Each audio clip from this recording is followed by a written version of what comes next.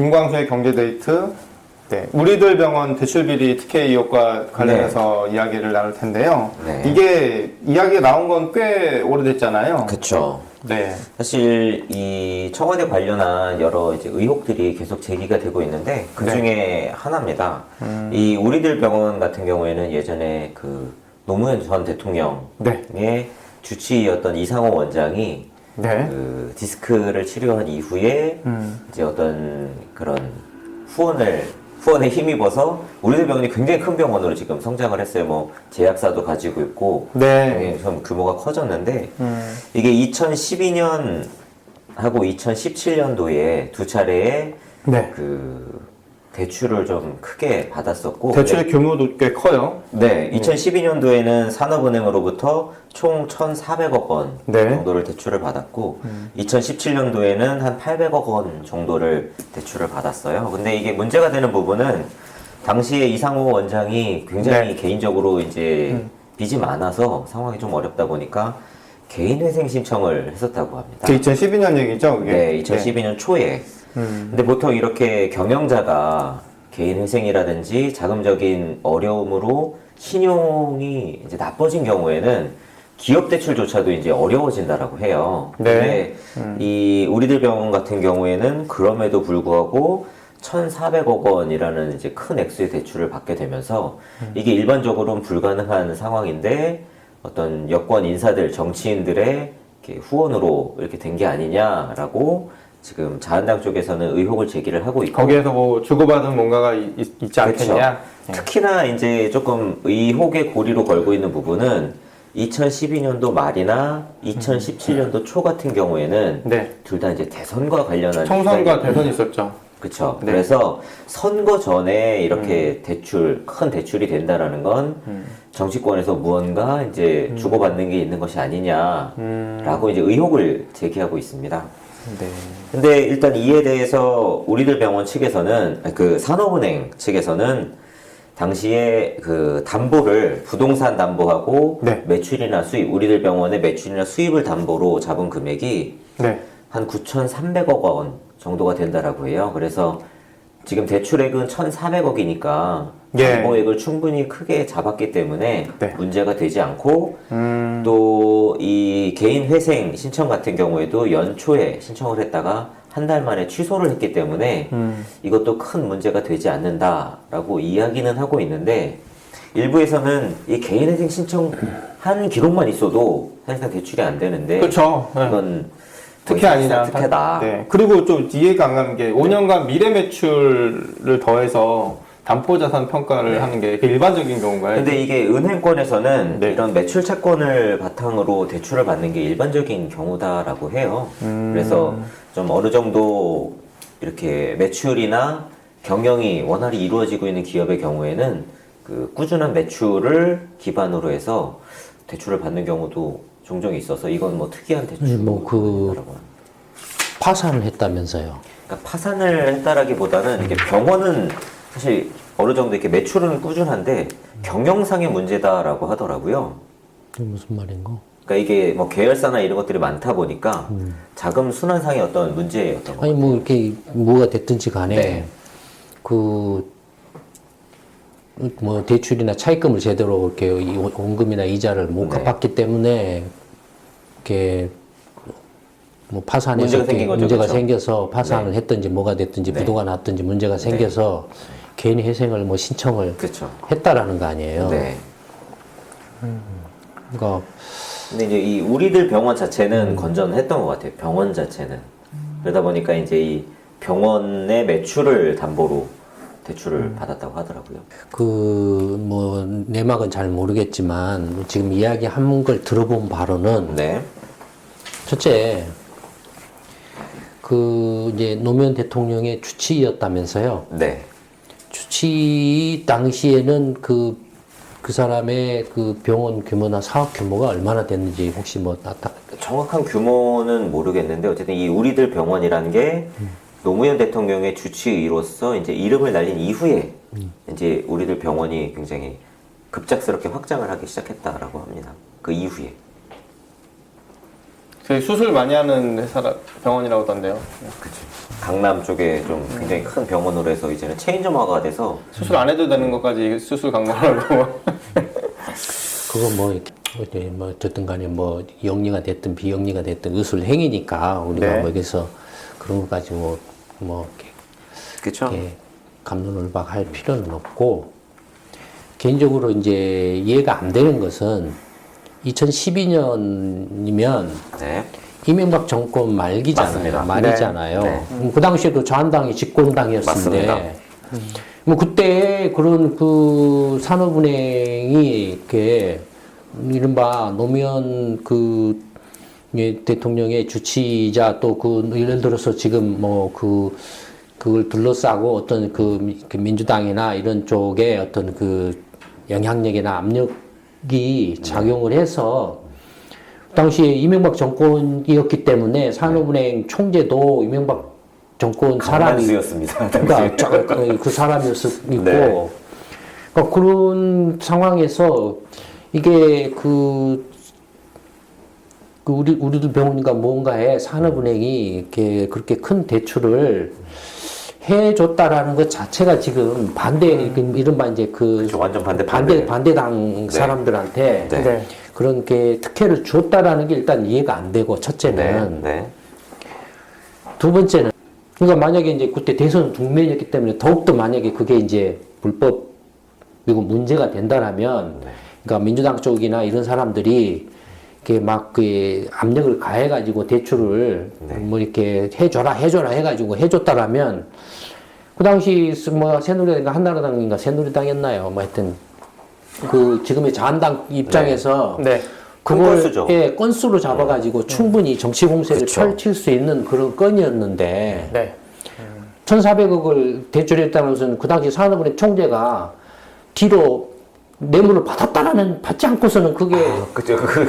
받지 않고서는 그게 말이 안 된다라는 이야기잖아요. 반대 그쵸. 그 산업은행 총재가 그 대출 받는 사람이 그 규모가 큰 대출을 해주는데 그게 누군지를 몰랐다라는 건 말이 안 되죠. 되잖아요. 말이 안 되죠. 그렇죠. 그러면은 반대 정적인 그게인데도 불구하고 그 정도 규모를 대출해 줬다라는 건 뒤로 뭔가 지금 큰 선물이 왔다라는 거. 이거는 지금 설명이 안 돼요. 그쵸, 제가 그쵸. 개인 상식적으로 생각을 해볼 때 첫째는. 네. 그러니까 지금 그 당시 그 대출을 해줘서 만약에 그게 문제가 됐다라고 하면 그 당시에 그 산업은행 총재하고 또 나아가서 산업은행이면은 기획재정부 장관이나 산업부나 네. 이런 쪽하고도 그 정도 규모면 보고가 가요. 네. 그러니까 그쪽하고도 또 이렇게 뭔가 지금 이렇게 뒷선물이 가지 않고서는 이게 사실 불가능하다고 생각이 돼요, 개인적으로. 산업은행 여기 국책은행이니까. 지금 연결된 걸로 언급이 되는 사람이 양정철 그 민주연구원장이 있고 또 다른 한 사람이 그 윤규균이라고 버닝썬 그 총경 있잖아요. 그 총경이 이제 여기에 관련이 돼 있다라고 언급이 돼요. 그 부분에 민주당 쪽 사람 아니에요? 예. 그렇죠. 민주당 쪽 사람이고 그러면은 지금 자한당 쪽이나 이런 사람들은 이 건을 지금 어떻게 지금 하고 있나요? 이 건에 대해서. 이 자한당에서는 계속 그 민주당을 공격하는 쪽으로 이렇게 엮어서 여기 아니 이게 지금 이거 이 되게 사건이 크게 불거지게 된 배경에 이상호 씨하고 같이 동업을 한 신 씨라는 사람이 있거든요. 이 신 씨라는 사람이 이상호라고 이상호하고 이제 이상호가 누구예요? 민주당 우리들병 원장이 우리들병 이상호. 원장이다. 원장 네, 이상호 네, 사람이에요? 네, 이 사람이랑 같이 동업을 하다가 빚을 같이 졌는데 이 빚을 연대 보증을 하기로 했는데 이 이상호 원장이 이 산업은행을 대출받은 그 과정에서 연대 보증인 이름이 빠진 거예요. 그러니까 연대 그래가지고- 보증이 있으면 산업은행에서 대출해줄 수 없다라고 네. 해서 이제 그 연대 보증에서 이름을 뺐는데 이게 처음에는 신한은행에서는 어떻게 설명했냐면 이게 처음에는 기업 대출이어서 연대 보증을 했던 거고 이 신 씨가 연체를 해서 불가피하게 기업 대출이 개인 대출로 바뀌면서 자연스럽게 연대 보증이 이제 소멸된 거다라고 해서 문제가 없다라고 했는데 또 나중에 알고 보니까 아니 지금 연대보증이란 무슨 이야기야? 지금 이거 산업은행 별건 1,400억 대출 받는 거다 하고 네. 그다음에 그 우리도 병원 원장하고 네. 신 씨라는 사람이 네, 별건으로 또 다른 데서 대출을 받았다라는 그렇죠. 거예요. 신한은행에서 260억 원 정도. 신한은행에서 대출을 받았다라는 네, 거예요. 동업을 같이 했는데 이 동업을 하는 과정에서 이제 대출을 받았는데 연대보증을 이제 둘이 같이 쓴 거죠. 근데 신실한 사람만 남고 이 이상호 원장이 이름이 거기서 쏙 빠지면서 이 채무를 이 신실한 사람이 아니 다 이제 지게 된 거예요. 연대보증을 섰으면 연대보증에서 빠진다라는 게 네. 같이 연대보증을 쓴 사람의 동의가 안 되죠. 없이는 빠질 수가 없는데 그런데 그게 가능해져가지고 이 신실한 사람이 이 아니, 신한은행에 대해서 굉장히 열을 받아서 당연히 연대보증 문제, 그게 해지 문제가 생기면 네. 당사자한테 통지를 하고 그래서 합의하에서 둘 다 도장을 네, 찍지 찍어야 않는 되는 이상은 건데 빠질 수 없죠. 신씨라는 사람이 이 사람이 우리 그 병원 원장이 연대보증에서 빠졌다라는 걸 몰랐다라는 것밖에는 지금 그러니까 그게 이제 처음에는 신한은행에서 아까처럼 이제 기업 대출해줬던 게 개인 대출로 바뀌면서 자연스럽게 소멸됐다라고 처음에는 설명을 했어요. 근데 그 다음에 보니까 아니 기업 대출에서 무슨 네. 이게 그러니까 개인 대출 새로 대출을 받은 거예요. 기업 명의로 대출을 받았던 걸 그 기업 명의로 해서 둘이 연대보증을 섰는데 네. 그걸 이게 개인 대출로 연체가 되다 보니까 연체가 기존의 돼서. 대출을 그러니까 대환 대출을 해버린 거죠. 개인 대출로. 근데 그걸 은행이 마음대로 하나요? 그러니까 지금 그렇게 했다라고 은행에서 설명을 했는데 나중에 또 보니까 아니 지금 네. 기업 대출로 해서 연대보증을 선 두 사람이 지금 이렇게 돈을 제대로 이렇게 공금 이자를 안 갚아서 네, 네. 그래서 이렇게 이른바 이제 연체가 발생해서 네. 그러면은 연체가 발생한 것에 대해서 뭔가 이렇게 추궁을 하든지 뭘 하든지 연체가 발생했으니까 니네들이 어떻게 책임을 져라라고 하든지 불러서 개인 대출로 전환한다라 하면은 개인 대출로 전환하는데 그에 따른 또 이렇게 연대보증인이니까 네, 개인 대출로 전환해서 누구 명의로 대출을 전환하느냐 그런 것도 문제가 될 거 아니에요. 네. 지금 이게 지금 이야기가 붕 떠 있어가지고 이해가 안 돼요 지금. 근데 그것도 어떻게 그 대출 받은 당사자들한테 통지 없이 신한은행이 일방적으로 그걸 하냐 이거예요. 근데 신한은행하고 그 이상호라는 사람하고 서로 이야기를 해가지고 빠진 거예요. 거기에서 이제 권력 실세들이 이제 등장을 해서 이제 뭐 뒤에서 꼼수를 쓴 게 아니냐라고 아니, 그러니까 신실한 사람이 빠졌는데 주장하는 그러면 거죠. 신씨라는 사람은 이 사람이 빠졌다는 사실을 몰랐던 거예요? 연대보증에서 빠졌다는 나중에 이제 알게 된 거죠. 이제. 근데 이게 지금 이건 뉴스에는 지금 말이 안 되지 네, 지금. 여러 가지가 막 섞여 있거든요. 그러니까 또 다른 한 측에서는 어떤 이야기가 나오냐면 신한은행에서 이제 이상호 원장한테 신용으로 담보 없이 15억 원을 대출을 해줘요. 근데 이 15억 원이 어디에 쓰여졌냐라고 하니까 이 신 씨라는 사람이 20억 원을 이상호 원장한테 받아서 연대보증을 해제해주는 조건으로 20억 원을 썼다라고 나옵니다. 그러니까 신 씨가 또 이 연대보증 해제가 몰랐다는 게 또 말이 안 되거든요. 근데 이게 누가 지금 거짓말을 하고 사실이 어떻게 된 지금 건지는 아직 알 수가 없어요. 팩트가 네네네. 지금 아직 정리가 정리가 안 되는 서로 일단- 주장만 하고 있는 네, 상황이어서. 근데 그거 이제 이렇게 그 문제보다는 지금 이제 산업은행 대출이 1,400억? 네. 네. 앞에 2012년에 1,400억, 뒤에 2017년에 한 800억 원 정도. 뭐 그럼 전부 합쳐서 2,200억 그렇죠. 했다라는 네, 거예요? 두 번에 걸쳐서. 그러면 앞에 1,400억 2012년에 할 때 이제 네. 첫 번째는 아까 그 말한 것처럼 이른바 이제 그 이명박 정권이고 지금의 자한당이 집권을 하던 때인데 네. 누가 이렇게 모두가 다 아는 노무현 전 대통령의 주치인 사람한테 그럼 그에게 대출을 그것도 이렇게 특혜 대출을 이렇게 해줬다라는 게 네. 이게 말이 안 되고 네. 일단 이해가 안 되고 네. 그러니까 당시 산업은행 총재든 뭐 이렇게 지금 이렇게 그 이명박 정권의 마지막 그 이렇게 기획재정부 장관이 이런 사람들이든 공무원 관료들이든 이런 사람들이 이 대출과 관련해서 뭔가 뒤로 선물을 받지 않는 한은 네, 이게 네, 지금 네. 이해가 말이 안 하기가 되잖아요. 힘들다라는 것이 첫 번째. 그렇죠. 산업은행이 그 당시에 대출을 1,400억을 해줄 때, 네. 1,400억을 해줄 때 산업은행이 아니더라도 네. 일반 은행이라도 대출해줄 때에는 뭘 어떻게 대출을 합니까 보통? 뭐 담보나 어떻게 네, 그걸 일단 갚을지. 기본적으로 담보죠, 담보. 네. 담보고 두 번째는 대출해주는 기업의 어떤 수익력이나 사업성이나 그쵸. 이런 거죠. 네. 근데 우리들 그 병원의 원장이라는 사람이 개인회생 신청을 했다면서요. 그렇죠. 연초에 2012년 초. 2012년 초에 개인회생 신청을 했다면서요. 그러면은 그 개인회생 신청을 한 사람한테 상식적으로 그런 거액의 대출이 가능하냐 이거예요. 사실상 원칙적으로 불가능하다고 합니다. 그러니까 그게 지금 이제 이해가 안 되는 거 첫 번째고 네. 두 번째는 뭐냐면 예를 들어서 막말로 이렇게 아까 말했던 것처럼 이게 무슨 국민은행이나 관계가 상관없지만 예를 들어서 하는 이야기예요. 신한은행이나 국민은행이나 뭐 우리은행이나 이런 데가 하나은행이나 이런 데가 네. 그냥 거기는 민간은행이잖아요. 아, 그렇죠, 그렇죠. 그냥 이렇게 자기들 이렇게 판단으로 대출해 줄 수도 있어요. 그런 데는 민간은행이니까. 근데 산업은행은 어떤 데입니까? 국채은행이죠. 정책자금은행이에요. 정책은행이에요. 정책자금은행이에요.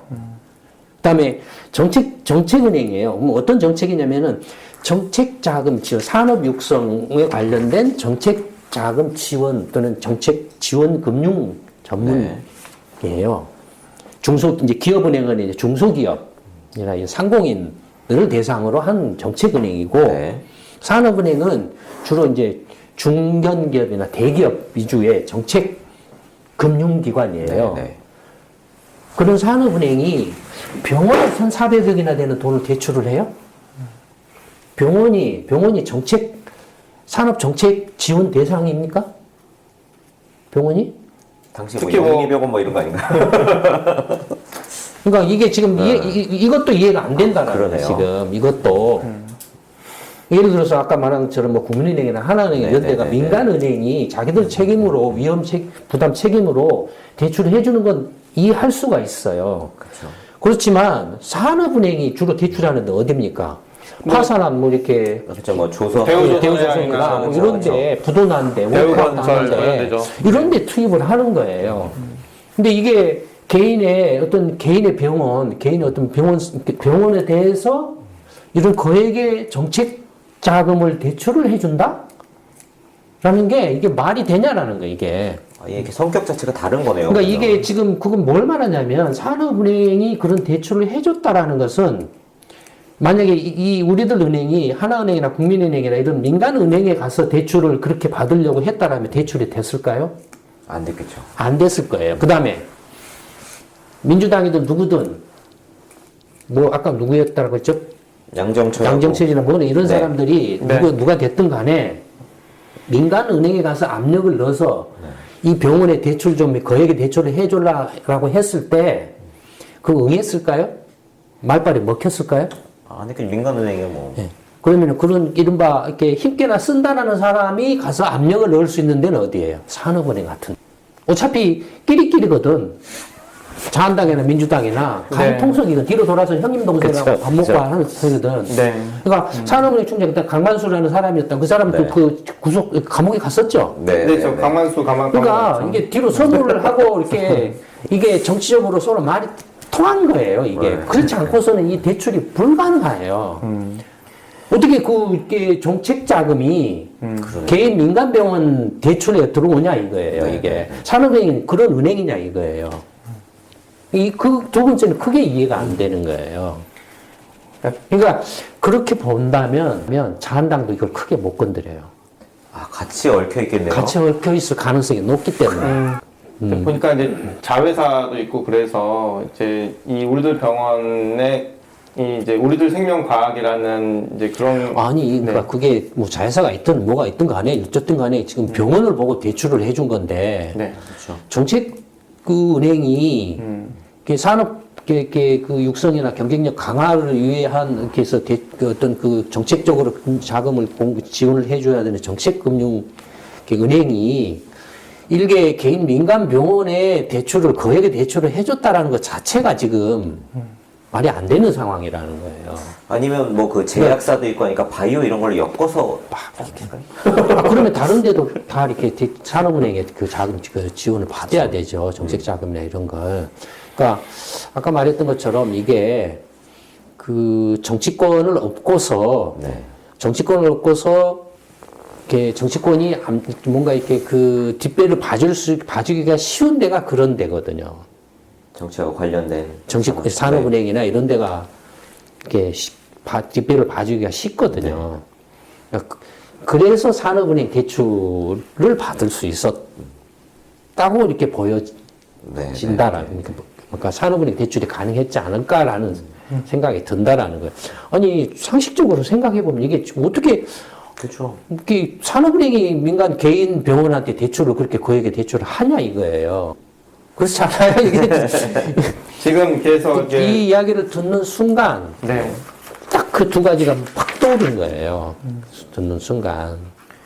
그러니까 문제가 되는 쟁점이 되는 게 이제 담보보다 훨씬 더 많은 담보 대출이 왜 어떻게 가능했는지가 이제 중요한 쟁점이고 일반은행의 담보가 얼마인데요? 담보는 사실 이제 이 대출금보다 크죠. 그러니까 이제 그 과연 미래 매출까지도 예. 근데 보통 담보하면 부동산 담보잖아요. 그쵸. 부동산 담보가 얼마인데요?